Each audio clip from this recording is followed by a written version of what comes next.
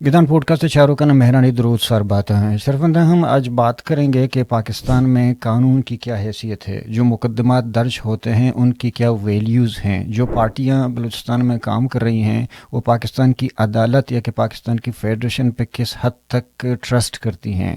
ایمان مزاری، ڈاکٹر مہرنگ بلوچ اور دیگر بلوچ کے جو نیب کے زمانے سے لے کر آج تک ان کے خلاف جو مقدمات درج ہوئے ہیں ان کی قانونی حیثیت کیا ہے، کیا پارلیمنٹ ایک ٹول ہے یا منزل ہے. بلوچستان میں جو کامپرس پارٹیاں ہیں وہ آج کے اس سنگین دور میں بلوچ ہیومن رائٹس کی یا کہ بلوچ وسائل کی یا کہ بلوچستان کی زندگی کو سیو کرنے میں ناکام کیوں ہیں. آج کے ہمارے مہمان ہیں بی این پی کے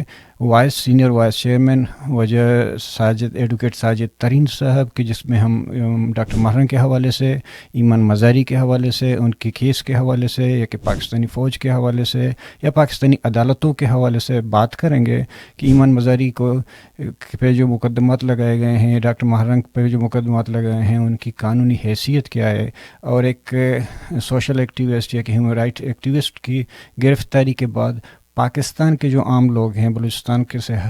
ہٹ کر دوسرے صوبوں میں کہ دوسرے علاقوں میں رہتے ہیں، مقبوضہ بلوچستان میں جو لوگ ہیں ان کا تو رشتہ پاکستان کے ساتھ ہم سب جانتے ہیں، مگر مقبوضہ بلوچستان سے باہر جتنے لوگ رہتے ہیں پنجاب میں یا کہیں پہ، ان کا آج کے دور میں جو ہیومن رائٹس کے حوالے سے ایمان مزاری کے کیس پہ یا کہ آصف جہانگیر کے کیس پہ کتنا اثر پڑا ہے، اس پوری گفتگو میں ہم پاکستان میں قانونی حقوق اور انسانی حقوق کے حوالے سے اور کچھ سیاسی حوالے سے بات کرتے ہیں ساجد ترین صاحب کے ساتھ. جی thank you so much advocate Sajid صاحب کہ آپ آئے ہمارے پروگرام میں، ہمیں جوائن کیا، اور بہت بہت شکریہ. سب سے پہلے ہم آپ کو وحشت کہتے ہیں.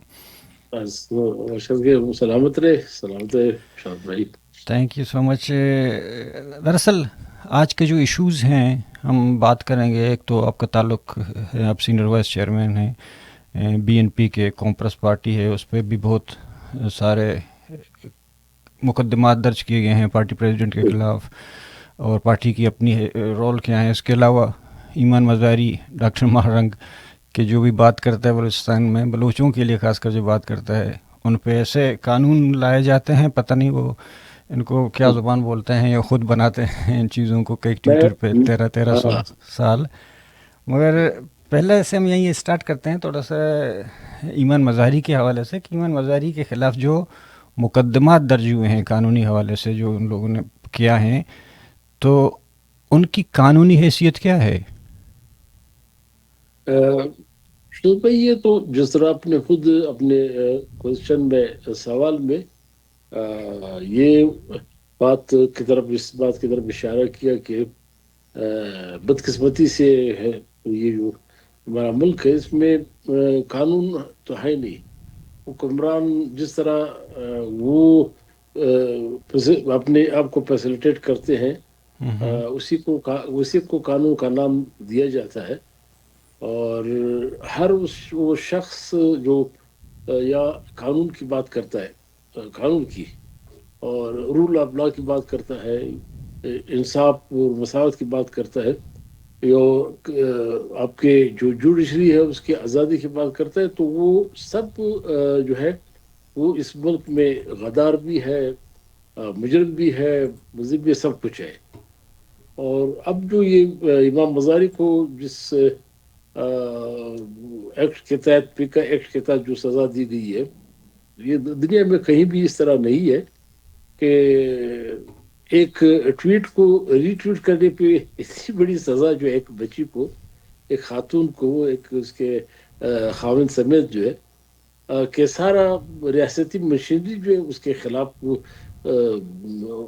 موبلائز ہو جاتی ہے اس کو پکڑنے کے لیے، پھر اس کو سزا دلانے کے لیے. جس طرح کے جو طرز اپنایا گیا، تو یہ قانون کچھ نہیں ہے. اور روزانہ یہاں پہ ہمارے جو جعلی پارلیمنٹ لائی گئی ہے، جو مرکز میں وفاق میں بیٹھے ہوئی ہے یا صوبے میں بیٹھے ہوئے، ان کی خود حیثیت جو ہے وہ مشکوک ہے، متنازع ہے، کہ لوگ پبلک نے آج تک اس کی حیثیت کو تسلیم نہیں کیا. اس کی وجہ یہ تھی کہ 8 فروری کو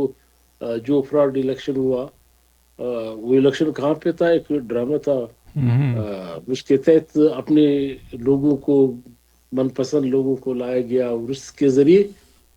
اس طرح کی قانون سازی کی جا رہی جو عوام کے انٹرسٹ کے برخلاف ہو۔ اس کو تو پتہ بھی نہیں ہے کہ ابھی بلوچستان اسمبلی میں جو قانون ہے پاس کیے گئے، جو آپ محض ایکٹ کو دیکھ کے یا دوسرے کو قوانین دیکھ کے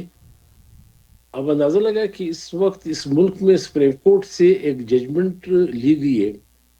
اس میں ایک سیولین کا ٹرائل جو ہے وہ ملٹری کورٹ میں ہو سکتا ہے۔ دنیا میں کہیں بھی نہیں، یا تو آپ کے میں خود جو ایک جج صاحب جو سپریم کورٹ کے جج ہے واقع میں نے اس سے بات کی، میں نے کہا کیوں نہیں اس طرح کرتے ہیں، کوئی فاتح پہ سے ملاقات ہوئی، میں نے کہا کیوں نہیں کرتے کہ تمام قانون ختم کر دیتے جو باقی جو ہے جس کو ہم آئینی اور قانونی کہتے ہیں، تو اس کو ختم کر کے اگر ملٹری کورٹس اتنا انصاف دلا رہے لوگوں کو، اتنا بہتر ہے، تو تمام کیسز جو ہے وہ ملٹری کورٹ میں بھجوائے جائے۔ یعنی ایک اپنے خود پہ جو عدم اعتماد ہے، تو یہ سارے قانون جو بنائے جا رہے ہیں وہ صرف اور صرف اپنے مخالفین کے لیے، جو جس کی زبان سے موجودہ حکومت کے خلاف بات کی جائے، اس کے اقدامات پہ تنقید اٹھایا جائے، یا اس نے ابھی ان بیچاری کا بچی کا، انہوں نے ہمیشہ اس کا ایک ہی قصور ہے ایمان مزاری کا، کہ وہ ہمارے بلوچ خاص کر بلوچستان سے پاکستان بھر میں لیکن خصوصیت کے ساتھ جدھر بھی بلوچوں کے ساتھ زیادتی ہوئی، بلوچ خواتین آ کے اسلام آباد میں انہوں نے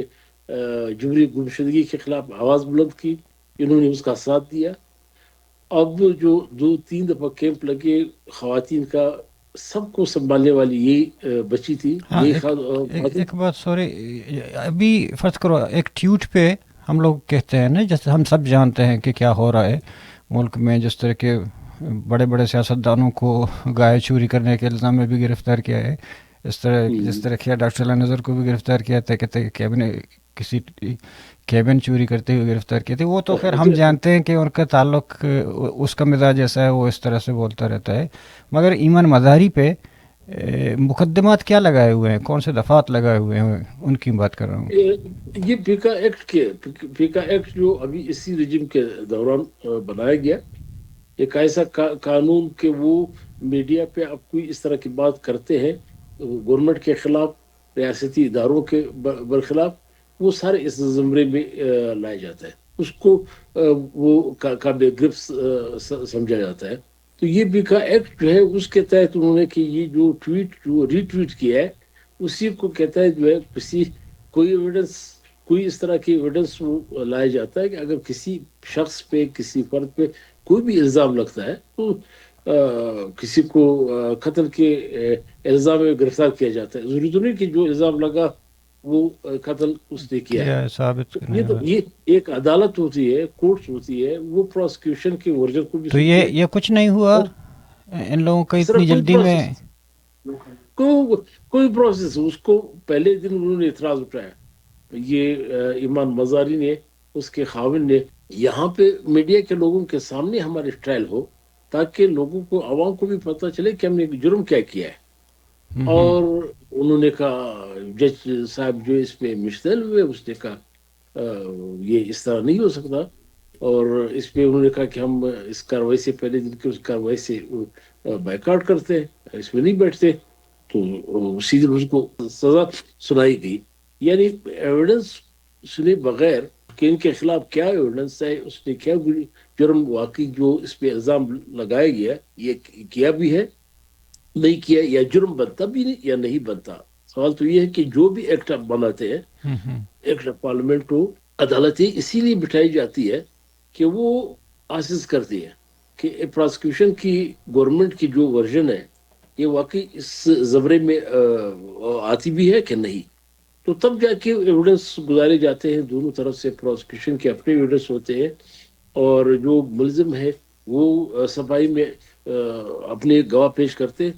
پھر جا کے آخر میں جا کے فیصلہ کیا جاتا ہے۔ اس میں کوئی اس طرح کی کاروائی نہیں ہوئی۔ ابھی اس کے سزا تو بغیر کارروائی کے، بغیر تفتیش کے، بغیر ایویڈنس کے، تو اس نے جس طرح کیا. اور دوسری طرف ہم دیکھتے ہیں کہ وہاں ڈاکٹر مارنگ لوگ ہیں، وہ بھی کتنے مدت سے وہاں پڑے ہوئے ہیں، کبھی اس دفعات میں کبھی اس دفعات میں. تو ایمان مزاری کے حوالے سے یہ ہے کہ کیا اس کی پھر نیکسٹ پروسیس کیا ہو سکتے ہیں قانونی کے؟ فرض کرو ضمانت یا کسی کہیں پہ اپیل. سزا کے خلاف تو اپیل دائر ہو چکی ہے اسلام آباد ہائی کورٹ کے اندر، تو وہ ڈیٹ فکس کرے گی تو پھر اس پہ آرگومنٹ ہوگی. ابھی نیکسٹ جو اس کا اپیلیٹ فورم ہے وہ ہائی کورٹ ہوتے ہیں، تو یہ ہائی کورٹ میں ابھی پینڈنگ ہے اس وقت. باقی جو ڈاکٹر مارنگ والوں کا کیس ہے اس کا بھی پوزیشن یہی ہے کہ شروع میں تو شروع میں جو ہم کیس میں پیش ہو رہے تھے دوسرے وکلا کے ساتھ 3 امپیوں میں ان کو گرفتار کیا گیا تھا، یہ بی وائی سی کی جتنی بھی قیادت سمیت جو ہے. اور اس کے ساتھ ہی 225-30 بندے جو ہے ورکر جو ہے وہ اریسٹ تھے. ان کو ہم نے چیلنج کیا، وہ ہم میری پٹیشن کے اوپر وہ 208 بچے جو ہے وہ رہا ہو گئے، اس کی پٹیشن الو ہو گئی. اور ان کی پٹیشن کو ایک بار تو وہاں پہ بھیجا گیا ہوم ڈپارٹمنٹ جو ہے کہ وہ پہلے اپیلیٹ فورم ہے وہ اس پہ ڈیسیشن دے، پھر آ کے ہائی کورٹ میں وہ پروسیس بھی کمپلیٹ ہوا. آخر 2-2.5 مہینے کے بعد جو ہے جو میرا بینچ 1 سے چیف جسٹس بلوچستان 2 ججز بیٹھے ہوئے تھے، ان کے ساتھ میرا جھگڑا بھی ہوا دوسرے وکلا کے سامنے کہ جس دن 2-2.5 مہینے کے بعد حکومت نے رپلائی دیا، جواب دیا. حالانکہ ہائی کورٹ کے اندر جب پٹیشن داخل ہوتا ہے تو دوسری پیشی پہ اس کو جب نوٹس کیا جاتا ہے، ایڈمٹ کر کے نوٹس کیا جاتا ہے، تو یہ گورنمنٹ کی اور پراسیکیوشن کی ذمہ داری ہوتی ہے کہ وہ فوراً اس کا جواب داخل کرے. تو اشارہ مطلب ملتا ہے عام زبان میں یہی ہے کہ ایک تو ایمان مزاری کا ایک ٹویٹ پہ ڈائریکٹ بغیر کوئی انویسٹیگیشن، بغیر کوئی ایویڈنس یا ثبوت ڈاکٹر مارنگ لوگوں کو پکڑا الگ طریقے سے، پھر بعد میں دفعات لگاتے گئے، تو اس وقت پھر ابھی 27ویں ترمیم پیش کی. خیر، تو کیا آپ عام زبان میں یہی کہنا چاہتے ہیں کہ یہ ساری گرفتاریاں، ساری چیزیں فوج کے دباؤ کر ڈالنے کی وجہ سے ہو رہی ہیں؟ بالکل. یہ اس وقت دیکھیں، ہم تو یہی جو میں نے ایک مثال دیا کہ جب سپریم کورٹ کے 7 ججز بیٹھ کے وہ فیصلہ دیتے ہیں کہ ایک سیول شخص کا ملٹری کورس ٹرائل میں جو ہے وہ ملٹری کورٹ میں ہو سکتا ہے، تو اس کا مطلب کیا ہوا؟ ہاں، اس پہ میں دلچسپ بات کروں گا آپ سے ملٹری ہاں کورس کے اس کے حوالے سے، پھر تھوڑا سا پالیٹکس میں آئیں گے، مگر پھر قانونی حوالے سے سوری قانونی. ہاں جی، یہی میں عرض کر رہا تھا کہ جب قانون یہاں پہ صرف نام کا رہا ہو اور وہ صرف اور صرف فیسیلیٹیٹ کر لے سارے آپ کے اسٹیبلشمنٹ کو، زورور قوتوں کو، تو پھر تو قانون کا نام ہی قانون رہتا ہے. وہ یہ ساری چیزیں جو ایکٹ ہب لوگوں کو آہستہ آہستہ سمجھ آ رہی ہے کہ جس طرح ہمارے 2 نمبر اسمبلی کے ذریعے 2 نمبر گورنمنٹ بنائی گئی ہے، ان کا مقصد یہی تھا کہ وہ اپنے تمام مخالفین کو قانونی نام دے کے اس کو کی ضمانت بندی کی جائے اور اس کو پابند سزا کیا جائے. پولیٹیکلی حوالے سے ہم اگر دیکھتے ہیں تو آج کل پاکستان میں فوج کے خلاف بلوچوں کے علاوہ باقی جو صوبے پہلے نہیں تھے، ابھی تھوڑا سا ان میں سے احساس آئی ہے کہ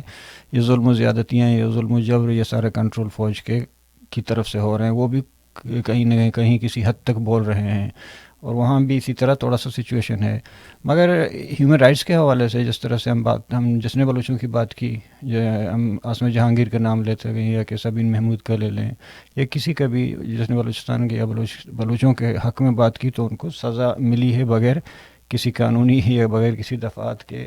تو ایمان مزاری کا تعلق چونکہ انسانی حقوق سے تھا، تو وہ ہیومن رائٹس کے لیے کام کر رہے تھے، وہ بطور لیڈر ابھرے. تو کیا ابھی پاکستان کے اوور آل میں بول رہا ہوں کہ مرکز سے لے کر، کیونکہ وہ اسلام آباد میں تھی، تو انسانی حقوق کے حوالے سے تو پاکستان میں جو انسانی حقوق کے جو دوسرے ادارے ہیں ان پہ کیا اثرات پڑا ہے، یا کہ انسانی حقوق کی صورتحال پہ کیا اثرات پڑے ہیں؟ اصل تو دیکھیے شاہد بھائی، میں نے شروع میں کہا کہ اس وقت تو فنڈامنٹل رائٹس جو ہے وہ اس کا تصور جو ہے اس طرح کا ماحول میں جس طرح ایمان مزاری کے ساتھ کیا گیا ہے، یا دوسرے سیاسی آپ پی ٹی آئی کے یہ جو ورکرز ہیں، ہزاروں کی تعداد میں کیسز جس طرح اس کے خلاف بنائے گئے، اور ایک ایک بندے کے خلاف 150 کے قریب بھی کیسز ہے، 200 کی بھی کیسز ہے، وہ جو آپ نے شروع میں ذکر کیا، اس میں بینک چوری کا بھی ایک خاتون اس کے میں نے جو ہے اس میں بینک چوری کا تھا. یہ اسد کیسر جو سابقہ آپ کا رہا ہے، اسپیکر رہ چکا ہے قومی اسمبلی کے، اس پہ بھی وہ کہتے ہیں جیسے گاڑی میں جا کے انہوں نے وہاں پہ سے اس کا ٹیپ نکال کے وہ جو ریکارڈنگ ہے وہ چوری کیا ہے. عمر عائب جو ہے اس کو 120 کیسز اس کے خلاف کیے گئے. یہ اپوزیشن لیڈر تھے اسی اسمبلی میں، جو اسمبلی انہوں نے بنائی ہے، اس کو ایک دہشت گردی عدالت سے سزا دی گئی ہے، اور سزا کے اوپر اس کو نااہل قرار دیا گیا، اس کی سیٹ کو اسے ڈیسیٹ کیا گیا. یعنی وہ تمام چیزیں جس پہ اب محمد خان چغزی صاحب جو ہے وہ اپوزیشن لیڈر بنے. تو مطلب یہ فنڈامنٹل رائٹس تو کئی رہے نہیں کہ جہاں پہ ایک جج بیٹھ کے 2 گھنٹے کے اندر جو ہے وہ تمام کیس کا فیصلہ کر کے سزا سنا دیتے ہیں. کوئی مذاق ہے؟ کوئی ایک بچی کو اب 17 سال سزا سناتے ہیں، اور وہ 1 گھنٹے کے اندر اندر، نہ کوئی ایویڈنس نہ کوئی. تو اس پہ اس وقت جو فنڈامنٹل رائٹس کے جو دوسرے ادارے ہیں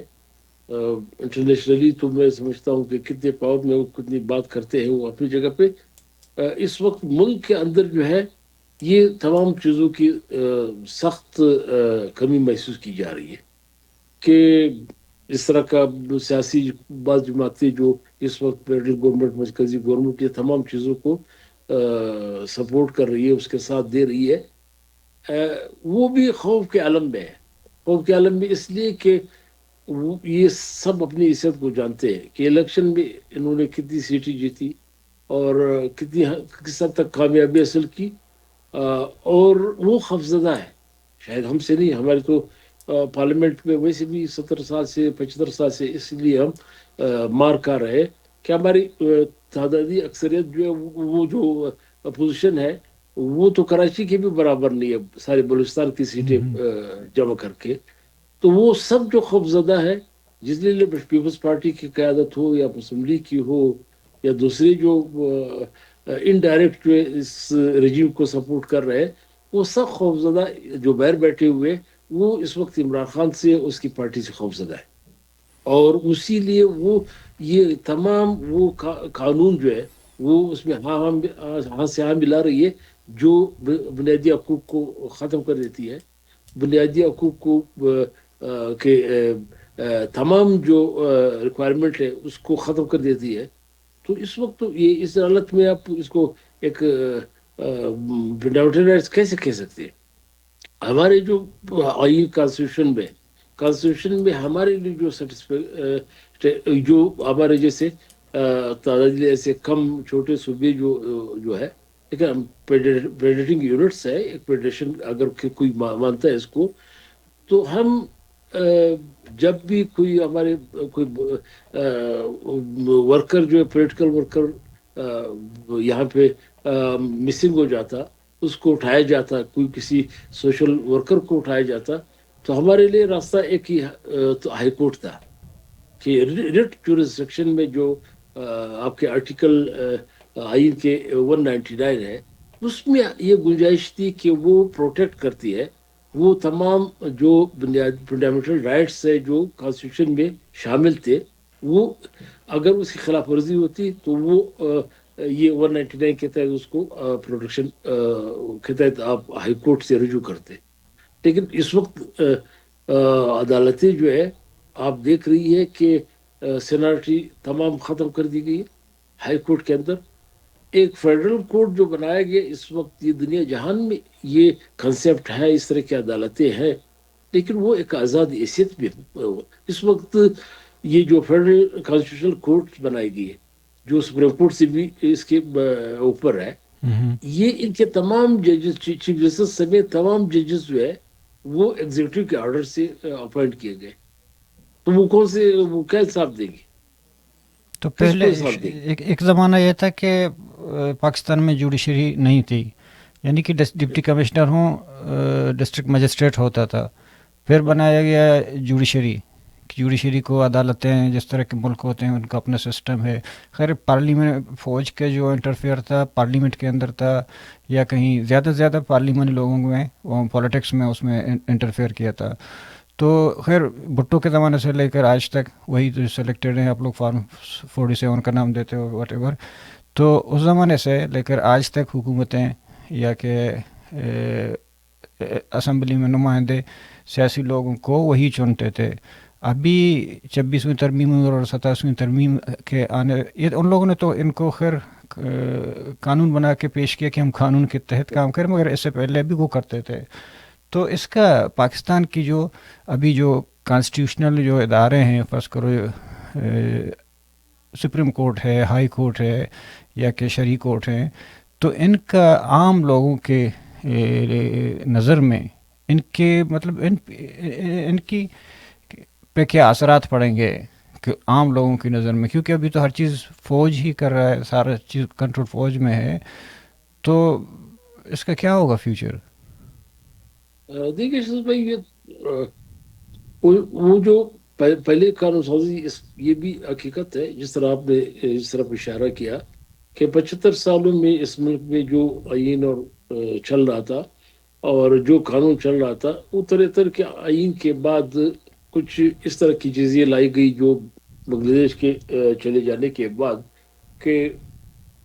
اس میں کچھ نکات فنڈامنٹل رائٹس کے اس کو پروٹیکشن دی گئی،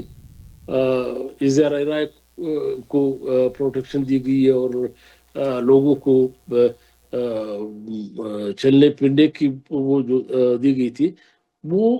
چیزیں جو ہے وہ اب تو اکثر ختم کر دی گئی ہے. یعنی ایک حد تک اس وقت بھی یہ تھا کہ جب کانسٹیٹیوشن بنا 73 کا، اس میں سب سے پہلا وار بھی بلوچستان کے اوپر ہوا کہ یہاں کے ایک آئینی اور قانونی گورنمنٹ کو ختم کر دیا گیا، اور سردار تعالیٰ کی گورنمنٹ کو، اور ایک ایسی گورنمنٹ لائی گئی کہ جس کا پھر اسمبلی کا اجلاس آخر ختم ہونے تک پھر اسمبلی کا اجلاس نہیں ہوا. مگر پھر بھی جو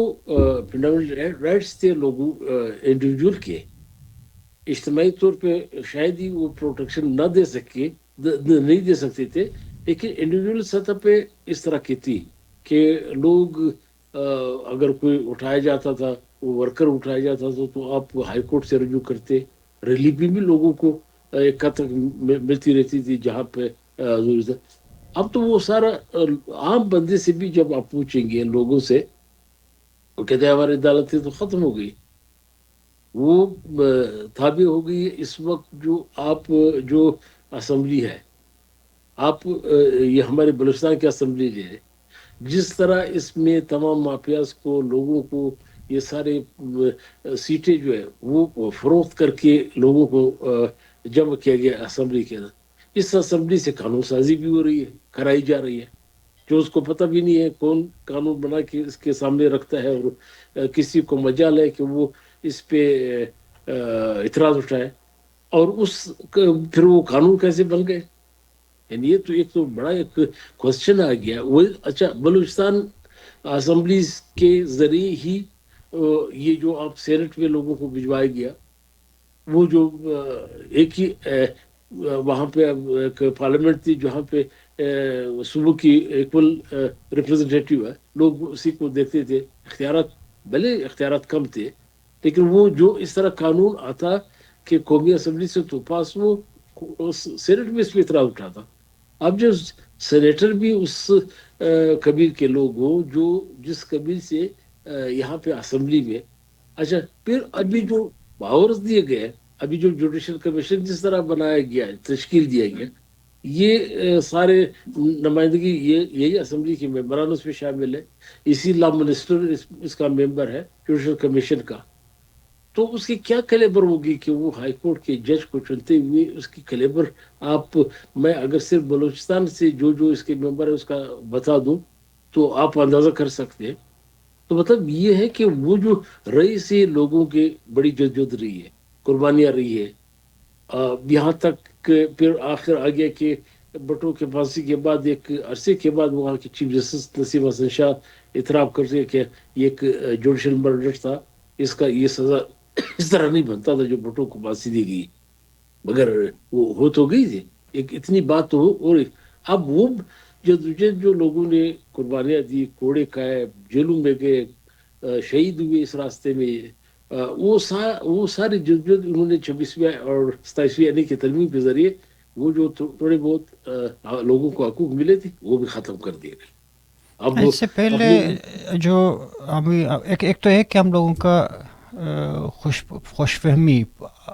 پارلیمانی لوگوں کا بول رہا ہوں کہ جو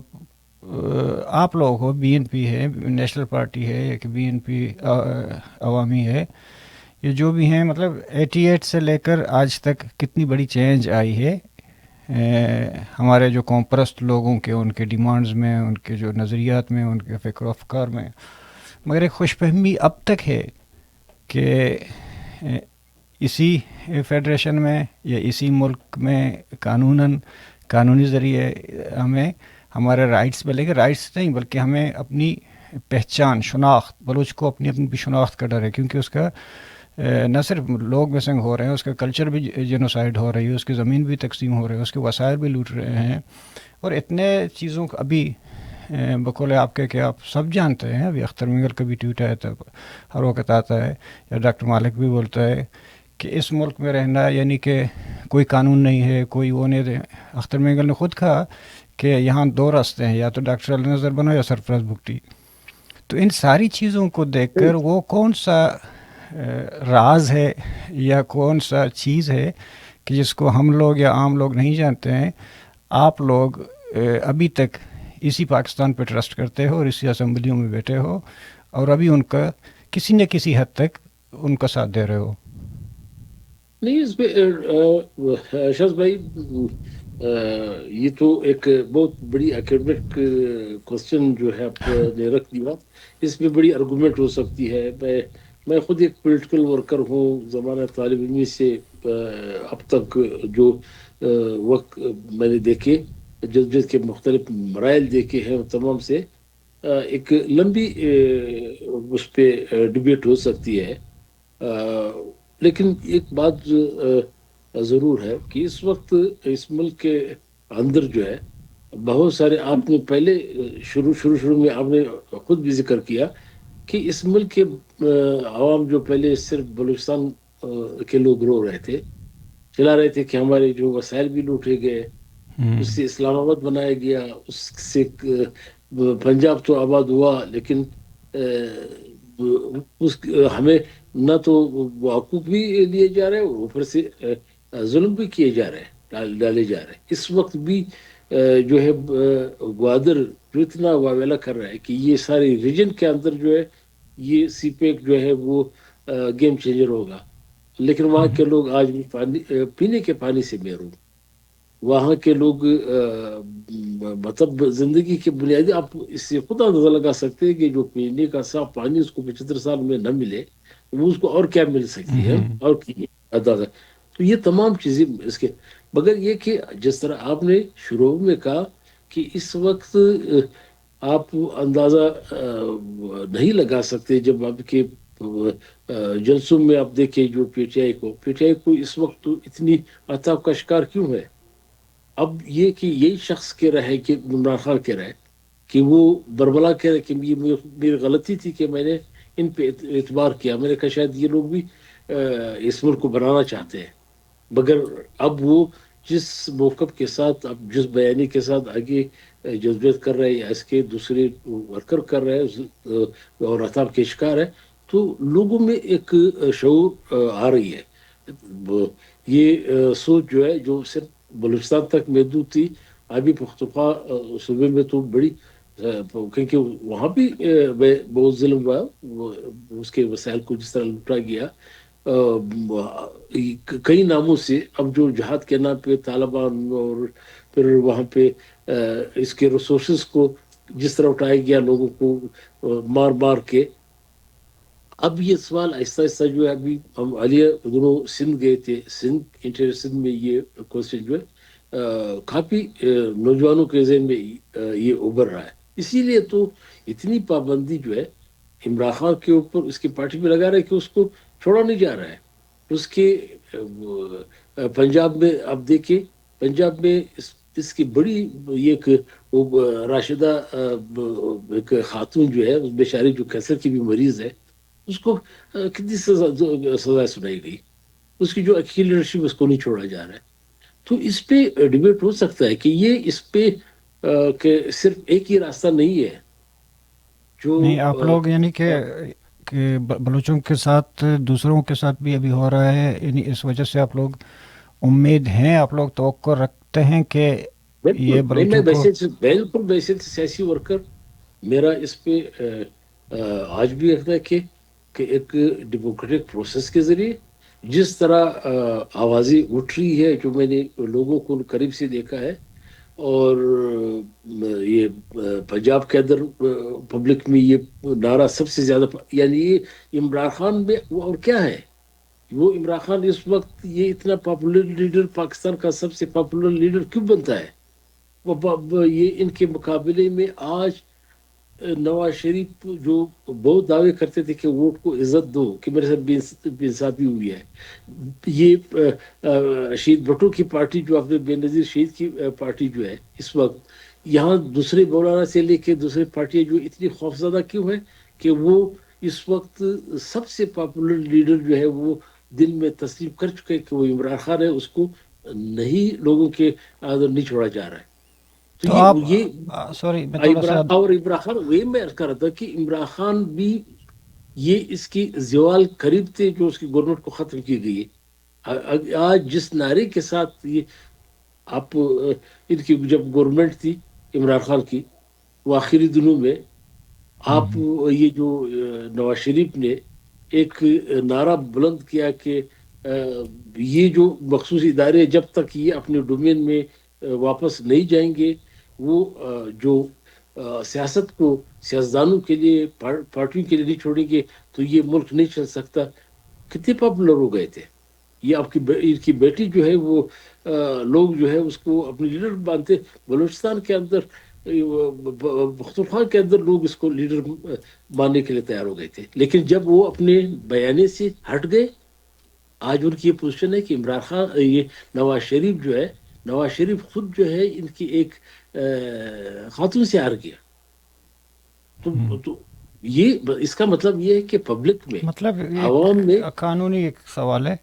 تو کیونکہ آپ کا تعلق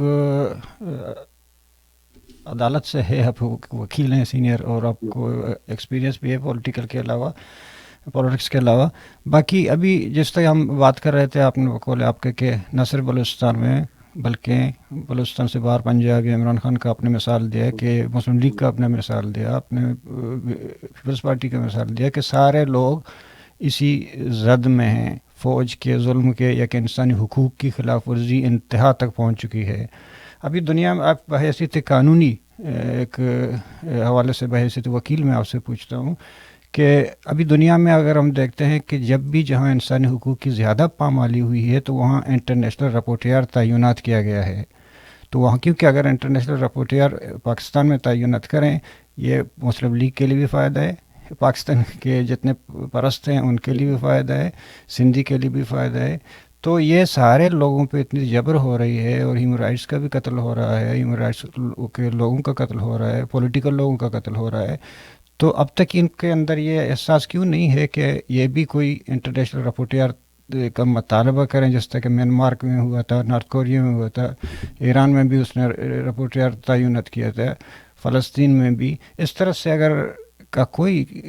عمل یا سوچ میں نہیں دیکھتا ہوں پاکستان میں. نہیں، یہ سوچ ابھر رہا ہے. یہ حالات اس میں جو پہنچیں گے، جب یہ ظلم اور جبر کا یہ سلسلہ جاری رہے گا تو اس تک پہنچ جائے گی. بدقسمتی سے یہ جو دنیا جو ہے اس وقت جو ہے تو سرمایہ دارہ دنیا جو ہے جو وسائل کی لٹمار میں اپنے لیے دوست ڈھونڈ رہے ہیں، وہ بھی اتنے خواہش مند ہے. جس طرح ہم جہاں بیٹھ کے جہاں پہ آپ بیٹھے ہوئے، آپ کا کیا خیال ہے اس وقت سب سے بڑا سپورٹ جو اپنے ملک کے عوام کے لیے، تو وہ ڈیموکریسی کی بات کرتے ہیں، فنڈامنٹل رائٹس کی بات کرتے ہیں، لیکن وہ اس کی وائلیشن بلوچستان میں جس طرح سے ہو رہے، وہ اسی رجیو کو سب سے زیادہ سپورٹ کرنے والا ہی اس وقت جو یہ ٹرمپ ہے، یہ کسی بدترین اور جنرل سے بدتر کردار نہیں ہے اس کا، جو چھوٹے ممالک کے چھوٹی قومیتوں کے حوالے سے جو اس کے وسائل جس طرح لوٹا جا رہا ہے. تو یہ کیا ہے؟ یہ سارے ڈیموکریسی، یہ جو انٹرنیشنل سطح پہ بھی اگر فنڈامنٹل رائٹس کی بات جن ممالک کو، اس کے پبلک تو عوام تو اس نعرے کے ساتھ عوام تو غزہ میں جو کچھ ہوا، جو جتنے فلسطینیوں کو شہید کیا گیا، اب نیتن یاہو کا خاص کام نہیں تھا، یہ ٹرمپ اور امریکہ گورنمنٹ مکمل اس کے ساتھ تھی، لیکن امریکہ میں جلوس پبلک کے نکلے، عوام جو ہے وہ ظلم بربریت کے خلاف انہوں نے جلسے بھی کیے، مظاہرے بھی کیے، سارے دنیا کے یورپ کے اندر کیا گیا. تو یہ فنڈامنٹل رائٹس بھی کا پیمانہ جو ہے، بدقسمتی سے ہمارے وسائل جو ہے اس وقت بلوچوں کے وسائل اس کے دشمن بنے، پشتونوں کے وسائل جو ہے وہ ان کے دشمن ہیں. اب پھر اس ریجن میں ایک ٹکراؤ بھی پھر دفاع بدقسمتی سے کرنے والے بھی کمزور ہیں، مسئلہ یہ ہے. بالکل اس میں کوئی شک نہیں ہے. اس میں اس وقت بدقسمتی سے اس ریجن میں چائنا کے پیش قدمی نے بھی ان کو زیادہ وہ کر دیا کہ وہ یہاں کے ناجائز حکمرانوں کے ساتھ جو ہے وہ سپورٹ دے رہے ہیں، ان کو اپنی انٹرسٹ کے کو خطرہ لائق ہو گیا. اور اس وقت سب سے بڑا تو خطرہ ہے کہ ہمیں جو نظر آ رہا ہے یہاں کے تمام پولیٹیکل، میں نے جو آپ سے پہلے کہا کہ تمام پولیٹیکل ورکر کو، لیڈرشپ کو، قیادت کو، یہ کوسچن جو ہے یہ اپنے عوام کے، یہ صرف ایک لیڈر کا کام یہ نہیں ہے کہ وہ نعرہ بلند کر دے اور اس کے لیے نہیں، اس نے اس نعرے کے جو کانسیکوینسز ہے اس کے نتیجے میں اگر قوم جو ہے ایک خطرناک اس کے ٹکراؤ سے بھی اس کو بچائے، اپنے اس پولیٹیکل ورکرز کو بھی بچائے، اور اس میں اپنی دانش سے ایک ایسی صورتحال، ایک ایسا راستہ اپنے لیے دوست ڈھونڈے، اپنے لیے اتحادی ڈھونڈے، اور اس کا اپنے وسائل کا بھی دفاع کر کے آگے بڑھے. یہ نہیں کہ اپنی خواہ جنگ شروع کر دی. جنگ شروع کرنا آسان ہے، لیکن اس کی جو کانسیکوینسز ہے، اس کے جو نتائج ہے، وہ اگر اس طاقت کے ساتھ آپ موجود نہیں تو اس کے خطرناک نتائج برآمد ہوتے ہیں. اب یہ کہ اس ریجن میں ایک بادل جو منڈلا رہے جنگ کے، ایران جس طرح ایران کی صورتحال اس وقت بن رہی ہے. اب افغانستان میں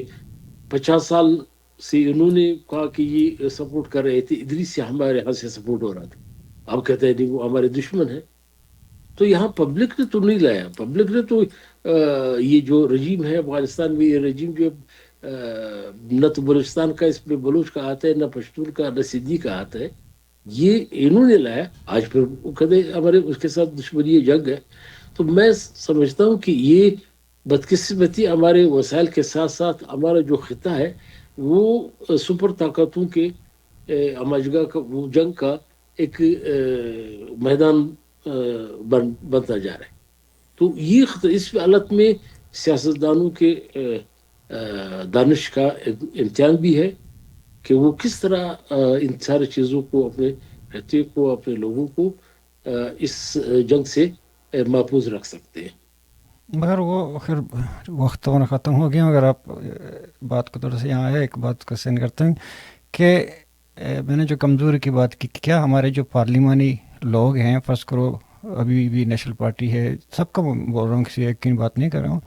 جو 80s کے دور میں گئے تھے ان لوگوں کو تصور کیا تھا کہ ہم اس حوالے سے جائیں گے کہ اپنی ننگ کا، اپنی ریسورسز کا، اپنی شناخت کی حفاظت کے لیے جائیں گے، اور آج اپنے ووٹروں کو بچانے کے لیے کام کر رہے ہیں۔ آج وہ نظریہ نہیں ہے جو پہلے تھا۔ اس وقت تو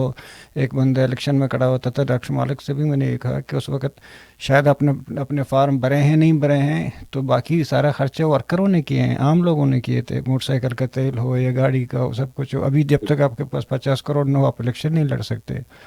تو یہاں آیا بات، یعنی کہ وہ انٹرسٹ بدل گیا، پارلیمنٹ حاوی ہو گیا، اور اس حد تک حاوی ہو گیا کہ ہمارے اپنے لوگ نیشنل الیکشن پلان پہ دستخط کرتے ہیں۔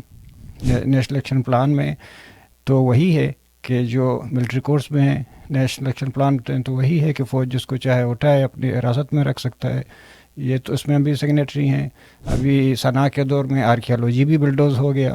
اور جیونی کا پانی کا مسئلہ آپ نے جب خود مثال دی، جو یاسمین شہید ہوا تھا 80s کے دہائی میں، ہم بچے تھے، تو آج بھی وہاں پانی نہیں ہے۔ نہیں، اسمبلی میں سب کچھ کوئی چینج نہیں لایا، بلکہ نقصان نیگیٹو میں ہم گئے ہیں۔ تو اس کی میں سمجھتا ہوں کہ زیادہ ذمہ دار وہی لوگ ہیں کہ جو نظریہ کو ختم کر کے انڈیویجولی لوگوں کو خوش کرنے کے لیے لائے، کیونکہ لیڈر قوم کو خوش کرنے کے لیے نہیں، قوم کو کامیاب کرنے کے لیے کام کرتا ہے۔